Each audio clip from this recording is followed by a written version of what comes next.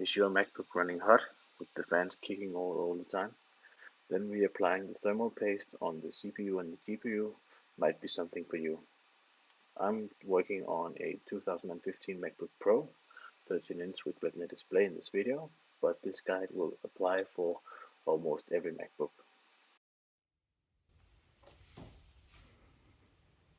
First of all, we need some new thermal paste,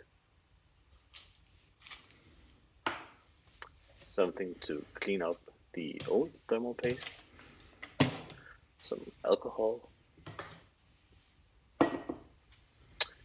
compressed air if your machine is very dusty inside, and then some tools.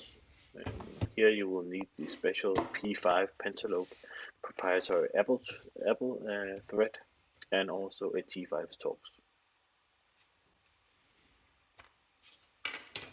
The screws on the bottom are fixed with the P5 Apple proprietary thread. Go ahead and remove the 10 screws on the bottom here. Bear in mind the order that they are laid out, as some of them have different length. So a quick tip is to take them out and lay them in the same order as they came out. Once all out, the backplate is held back with 2 clips, so apply some gentle force. There you can hear the one side pop, and then the other one. And then the backplate can be removed. We have 4 T5 Torx screws over the CPU and a rubber grommet here that we can easily take out. And then we have a single T5s all the way to the left of the heatsink. Before we start doing any work, let's disconnect the battery so we don't do any accidental damage to the logic board.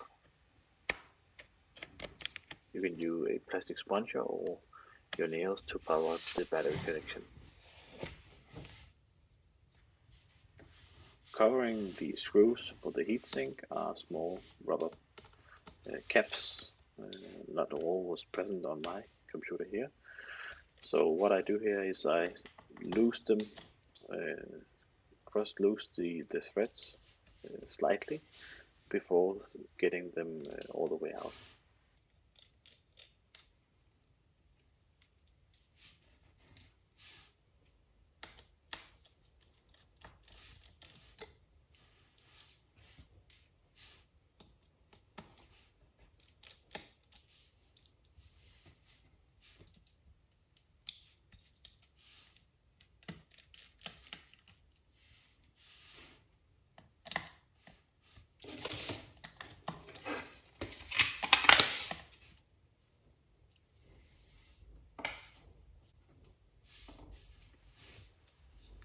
Once all out, the heatsink easily comes out. Here we can see the old thermal paste, which is all dried up, which drastically reduces the ability to transfer heat from the CPU out to the heatsink and the fan. And in that way, your system will be running at a higher temperature than it needs to, and the CPU will thermal throttle and you will get poor performance.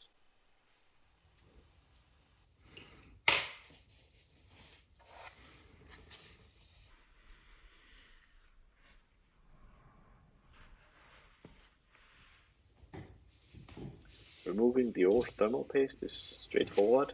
Just ensure that you don't scratch either the CPU or the heatsink, as that will reduce the connection surface or transfer surface of heat between the two parts. That will have effect on the overall performance.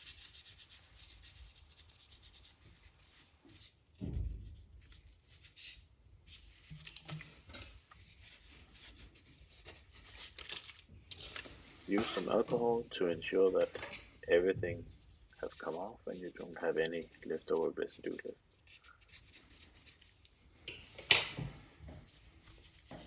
Once finished with the heatsink, move on to the CPU.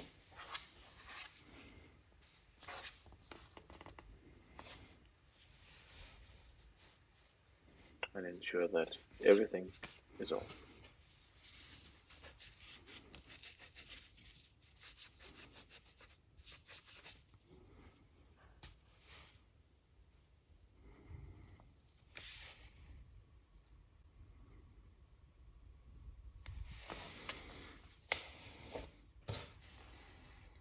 Then the most exciting part, reapplying the new thermal paste. Make sure that you don't push out too much, as this will uh, reduce the ability to transfer heat between the two parts.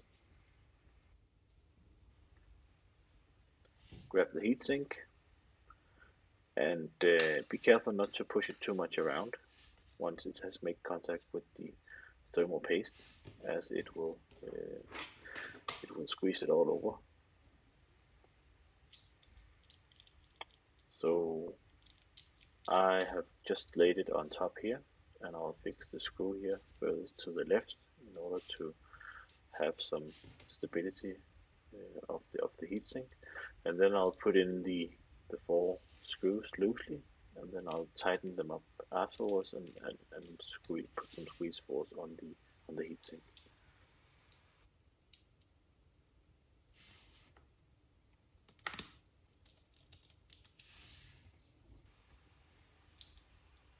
So here first I just put in the four screws loosely,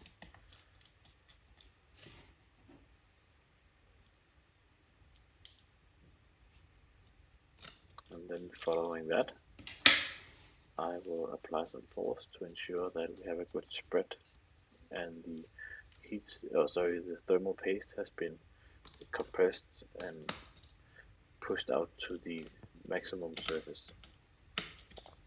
And then cross tighten the threads, and they have to be tight, but be careful not to over tighten them, as you can break off the stands on the logic board.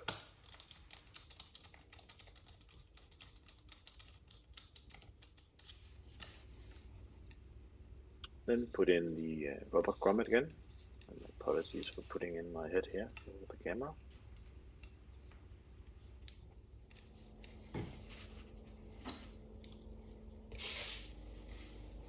Reconnect the battery and put on the backplate, starting with the two center tabs. There we go, click, and then put in all the screws.